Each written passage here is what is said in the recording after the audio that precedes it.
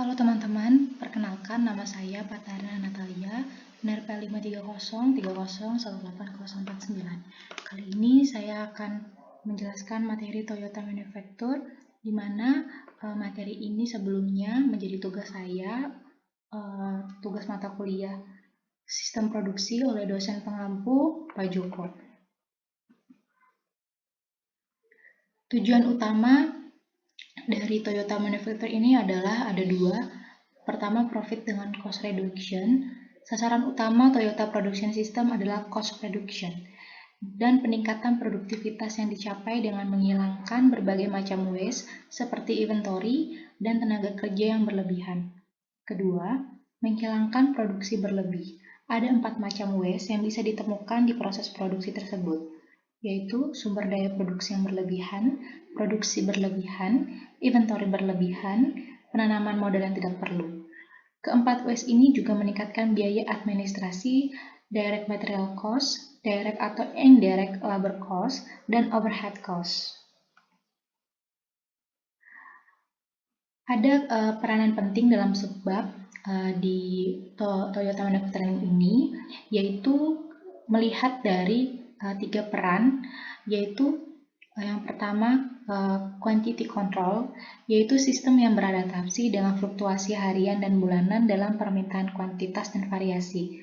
Lalu yang kedua, quality assurance, yaitu menjamin bahwa setiap proses hanya akan memasok unit yang baik untuk proses selanjutnya. Dan ketiga, respect for humanity, yaitu moral yang harus ditanamkan selagi sistem menggunakan sumber daya manusia untuk mencapai tujuan biaya. Just in time dan automation. Just in time atau JIT pada dasarnya berarti menghasilkan unit yang diperlukan dalam jumlah yang diperlukan pada waktu yang diperlukan. Automation ini mengontrol barang-barang yang cacat dari hasil produksi, kemudian dibagi oleh tenaga kerja, di mana tenaga kerja ini tenaga kerja fleksibel dan orisinalitas dan kecerdikan. Apa saja perannya mereka? Peran mereka adalah untuk mewujudkan konsep Toyota, yaitu sistem Kanban, metode peralatan produksi, mempersingkat waktu setup, standarisasi operasi, tata letak mesin dan pekerja multifungsi, peningkatan kegiatan oleh kelompok kecil, dan sistem sistem kendali visual untuk mencapai konsep otonom. Dan terakhir, untuk mewujudkan sistem manajemen fungsional. Kanban System.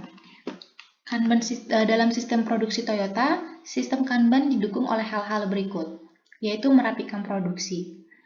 Kedua, standarisasi pekerjaan. Ketiga, pengurangan waktu setup. Keempat, meningkatkan aktivitas. Kelima, desain tata letak mesin. Dan keenam, automation. Ini adalah dua jenis withdrawal Kanban dan production ongoing Kanban. Ingat, Toyota Production System itu tidak sama dengan sistem Kanban. Dalam sebab di Toyota Production akan masuk bagaimana cara untuk memenuhi sistem Kanban dalam halus produksi. Yang pertama, produksi sesuai dengan permintaan pasar. Dalam kehalusan produksi, kondisi yang terpenting itu adalah produksi yang bisa meminimalkan waktu idle dalam kaitannya dengan tenaga kerja, peralatan, dan proses kerja. Pemulusan produksi adalah batu penjuru dari sistem produksi Toyota. Kedua, menentukan urutan produksi harian.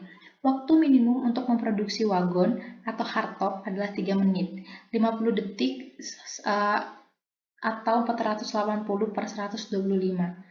Membandingkan angka ini dengan take time 57,7 detik, jelas terlihat bahwa 3 jenis mobil dapat diproduksi di antara setiap gerbong atau hardtop. Lalu, terakhir beradaptasi dengan variasi produk oleh mesin serbaguna.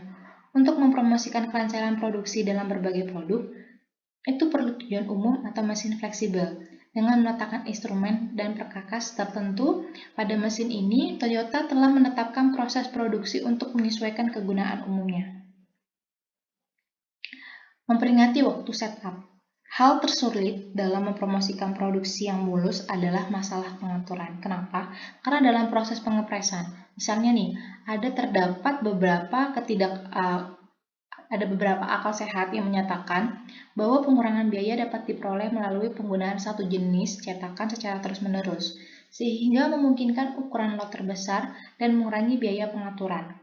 Namun, dalam situasi ini, di mana proses akhir rata-rata menghasilkan produksinya dan mencoba untuk mengurangi stok antara proses pelubangan dan garis bodi berikutnya, seolah-olah ada jalur konveyor yang tidak terlihat.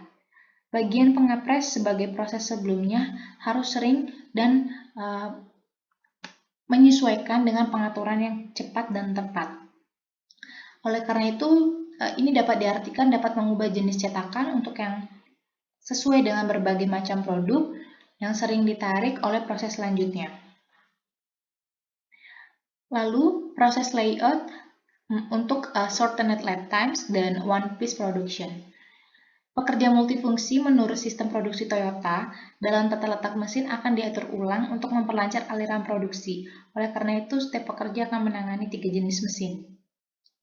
Manfaatnya untuk mempersingkat waktu tunggu produksi produk yang ditentukan.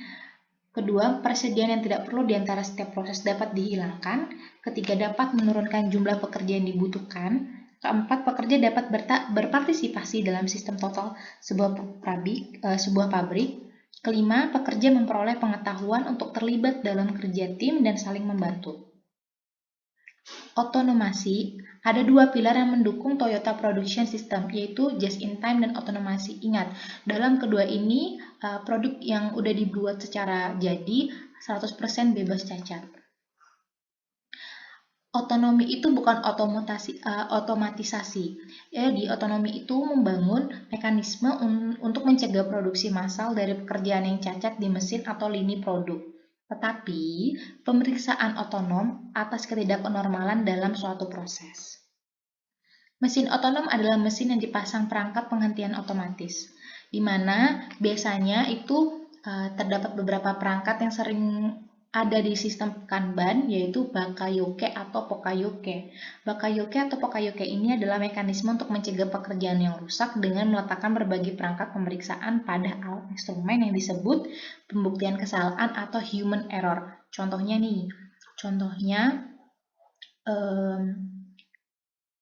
ceret.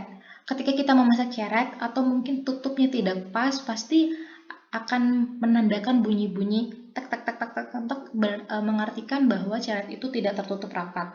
Dan ketika kita memasak air dengan menggunakan ceret atau teko ini akan berbunyi untuk menandakan bahwa air sudah masak atau udah matang.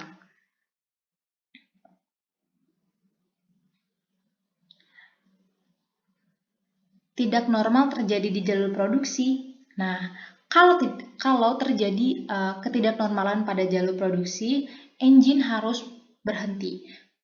Di sini, dalam Toyota System Control yang terlihat adalah papan lampu listrik yang disebut andon.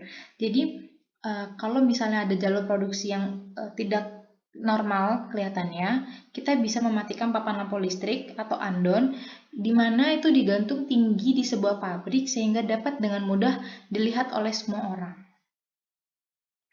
Proses pembuatan saran seperti itu memungkinkan peningkatan. Nah, proses-proses maksudnya tadi yang di sebelumnya yang ini,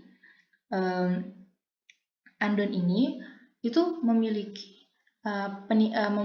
memiliki saran agar dapat memungkinkan peningkatan, yaitu dalam kendali kuantitas dengan mengadaptasi rutinitas operasi standar ke perubahan dalam time, lalu dalam jaminan kualitas dengan mencegah terulangnya pekerjaan dan mesin yang rusak, sehubungan dengan manusia dengan mengizinkan setiap pekerja untuk berpartisipasi dalam proses produksi. Tujuan TPS, tujuan akhir dari produksi Toyota adalah untuk meningkatkan efisiensi atau produktivitas perusahaan dalam istilah laba atau investasi, atau biasanya disebut ROI atau laba atas aset ROA.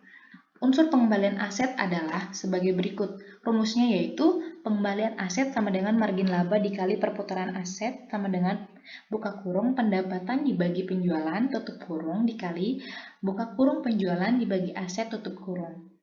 Karena laba atas aset atau ROA terdiri dari rasio margin dan rasio perputaran, poin peningkatan dapat dibagi menjadi dua, yaitu untuk meningkatkan rasio margin, biaya harus dikurangi, yaitu laba sama dengan pendapatan dikurangi biaya. Kedua, untuk meningkatkan rasio perputaran, waktu pimpin harus dikurangi. Penggunaan internal laporan arus kas oleh para manajer sebuah perusahaan termasuk berikut ini, yaitu membayar gaji kepada karyawan, membayar persediaan dari pemasok, membayar kewajiban jangka pendek dan jangka panjang untuk kreditor, membayar untuk investasi fasilitas baru dan M&A, membayar dividen kepada pemegang saham. Efek motivasi dari arus kas just in time yaitu pertama, tindakan kontrol di tingkat manajemen puncak dari seluruh rantai pasokan. Selama dealer, penjualan secara efektif dikendalikan atau diatur oleh pabrikan produk jadi. Jadi, mereka harus dimasukkan dalam laporan arus kas konsolidasi pabrik, bahkan jika stok dealer tidak dipegang oleh pabrikan. Kedua, tindakan kontrol di tingkat manajer dan pengawasan pabrik. Arus kas just in time adalah sama dengan rumus penjualan dikurang jumlah dibeli material langsung sama dengan semua dari dibayar tunai biaya pemrosesan. Ketiga, tindakan kontrol di tingkat operator lantai toko, yaitu memimpin waktu, ukuran persediaan, waktu penyetelan, kerusakan mesin, unit rusak, tersediaan kapasitas. Terima kasih.